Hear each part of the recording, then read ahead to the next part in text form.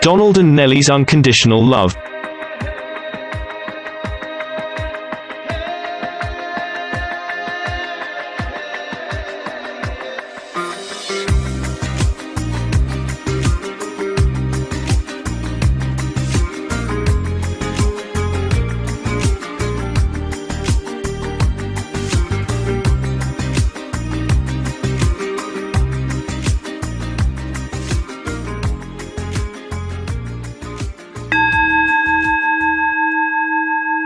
Why learn to meditate? A selection of benefits that are associated with meditating. While meditation isn't a cure-all, it can certainly provide some much-needed space in your life. Sometimes, that's all we need to make better choices for ourselves, our families, and our communities. And the most important tools you can bring with you to your meditation practice are a little patience, some kindness for yourself, and a comfortable place to sit. When we meditate, we inject far-reaching and long-lasting benefits into our lives. And bonus, you don't need any extra gear or an expensive membership. Here are 5 reasons to meditate. 1. Understanding your pain. 2. Lower your stress. 3. Connect better. 4. Improve focus. 5. Reduce brain chatter. How to meditate? Meditation is something everyone can do. Here's how. Meditation is simpler, and harder, than most people think.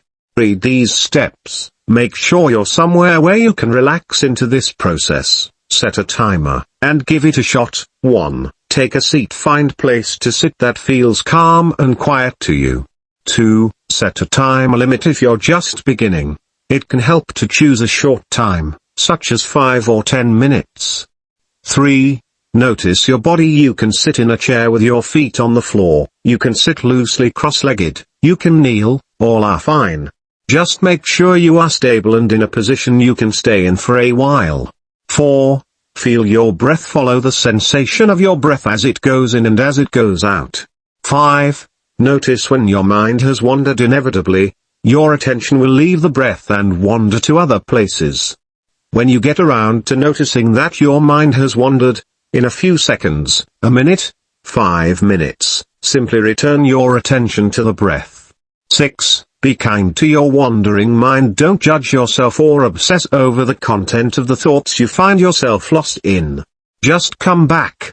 7. Close with kindness. When you're ready, gently lift your gaze. If your eyes are closed, open them. Take a moment and notice any sounds in the environment. Notice how your body feels right now. Notice your thoughts and emotions. That's it. That's the practice. You focus your attention, your mind wanders, you bring it back, and you try to do it as kindly as possible, as many times as you need to. How much should I meditate? Meditation is no more complicated than what we've described above. It is that simple, and that challenging. It's also powerful and worth it. The key is to commit to sit every day, even if it's for 5 minutes. Meditation teacher Sharon Salzberg says, one of my meditation teachers said that the most important moment in your meditation practice is the moment you sit down to do it. Because right then you're saying to yourself that you believe in change, you believe in caring for yourself, and you're making it real. You're not just holding some value like mindfulness or compassion in the abstract, but really making it real. Recent research from neuroscientist Amish Jha discovered that 12 minutes of meditation, 5 days a week can protect and strengthen your ability to pay attention. Meditation tips and techniques. We've gone over the basic breath meditation so far, but there are other mindfulness techniques that use different focal points than the breath to anchor our attention. External objects like a sound in the room, or something broader, such as noticing spontaneous things that come into your awareness during a nameless wandering practice. But all of these practices have one thing in common. We notice that our minds are running the show a lot of the time. It's true. We think thoughts, typically, and then we act. But here are some helpful strategies to change that up. How to make mindfulness a habit. It's estimated that 95% of our behavior runs on autopilot.